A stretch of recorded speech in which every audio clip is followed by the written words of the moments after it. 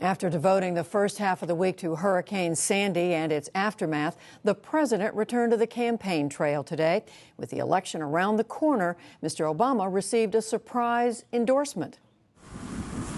With the devastation of the megastorm consuming his attention, New York City Mayor Michael Bloomberg surprised the political world today by endorsing President Obama for re-election. In a statement, Bloomberg said, "The hurricane's cost in lost lives, lost homes, and lost business brought the stakes of Tuesday's presidential election into sharp relief." He credited Mr. Obama with taking major steps to reduce carbon consumption and noted not only President Obama's position on climate change, but also on a woman's right to choose and marriage equality as evidence of a vision different from that of Mitt Romney. The news came as the president returned to the campaign trail, stopping first in Green Bay, Wisconsin. He revived his own slogan of 2008 to question Mitt Romney's ideas. Governor Romney has been using all his talents as a salesman to dress up these very same policies that failed our country so badly. The very same policies we've been cleaning up after for the past 4 years. And he is offering them up as change. He's saying he's the candidate of change. Well, let me tell you, Wisconsin, we know what change looks like. And what the governor's offering sure ain't change. Polls currently give the president a slight edge in Wisconsin, but nationally they are mostly dead even. Romney spent his day in Virginia, a tied state, telling a crowd in Roanoke that the president is clueless when it comes to business. So we came up with an idea last week, which is he's going to create the Department of Business. I don't think adding a new chair in his cabinet will help add millions of jobs on Main Street. We don't need a Secretary of Business to understand business. We need a president who understands business, and I do. And that's why I'll help be able to get this economy going. He wants to create a charge his running mate, Paul Ryan, continued later in Colorado. You know, we already have a Secretary of Business. It's actually called the Secretary of Commerce. That's what this agency does. Meanwhile, Vice President Joe Biden spent the day in Iowa, where he attacked Ryan's budget plan. Look, Ryan saying that his budget doesn't cut, it just slows, is a little like Romney standing in an unemployment line and saying to the unemployed guy, look, I want to make it clear to you, I didn't outsource your job, I just offshored your job. In fact, today the candidates, their running mates, spouses, and surrogates blanketed 7 toss-up states around the country.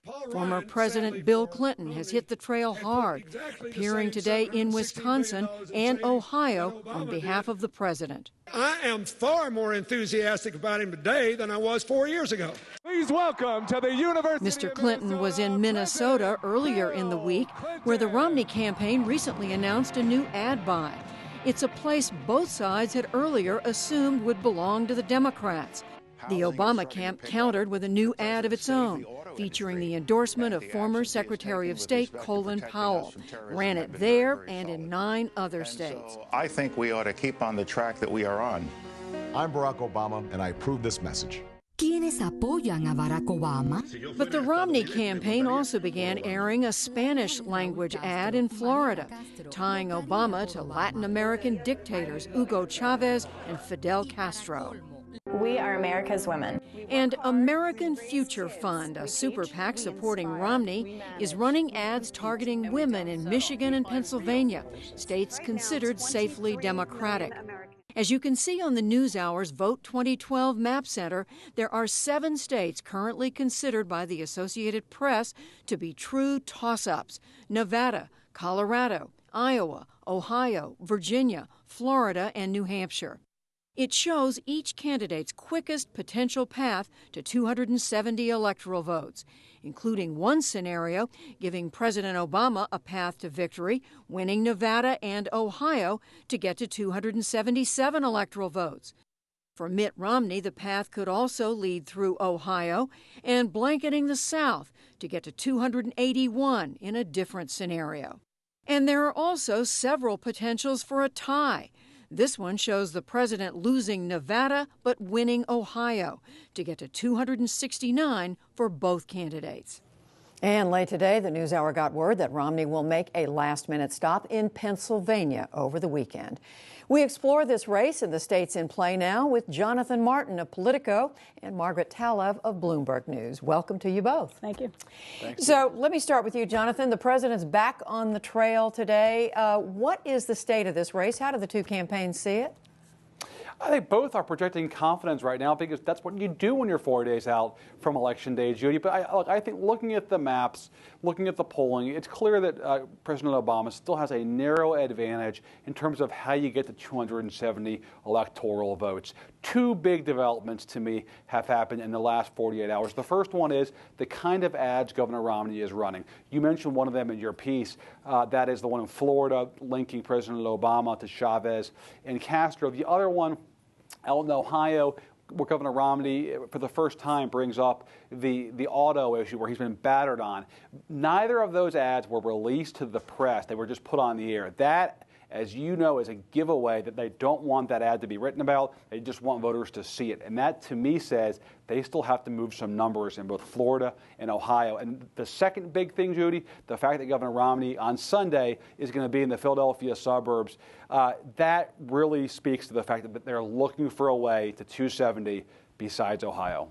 So, Margaret, you cover the White House. You're talking to them. How do they feel? I mean, we're hearing what the Romney people are doing, trying to move the map around. What are the Obama people saying? They sure feel better than they did about a week ago. And while they don't like to talk publicly about the linkage between the Superstorm Sandy and the political impact, it's clear that they feel that they have derived political advantage from this. It stopped the perception of momentum for Romney. It changed the subject.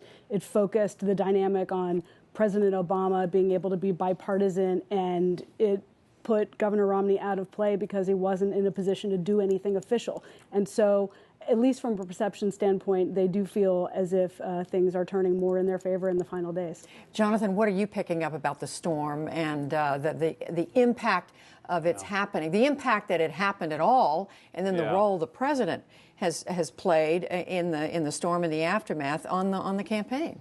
I think the major impact is that it really suspended the campaign for effectively 48 hours. There was no campaign, and really still now, 2 days later, much of the news coverage is devoted to this storm. So I think that has hurt Governor Romney, who has tried to really, being the challenger, drive an aggressive message against President Obama. He, for 2 days, couldn't do that at all. And so I think that has not been helpful to him. And again, any time a president has the opportunity to show himself as above politics, as being a commander-in-chief, the public service element of the job, not the political side of the job, is beneficial for the incumbent. And certainly images of this president and perhaps the most famous governor in America, Chris Christie, a Republican, side by side, walking around the boardwalk on the Jersey Shore, that's what President Obama could not have asked for the final 5 days of this campaign, Judy. So, Margaret, what about these states? I mean, I looked again at this list of states the president's going to over the next several days. It's the same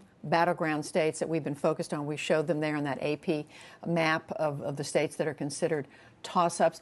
Do they see movement in one state or another? And how do they read the Romney going to Pennsylvania, running ads in Minnesota? Yeah, sometimes when you go to a state that's a reach, it's because you really want to expand your win.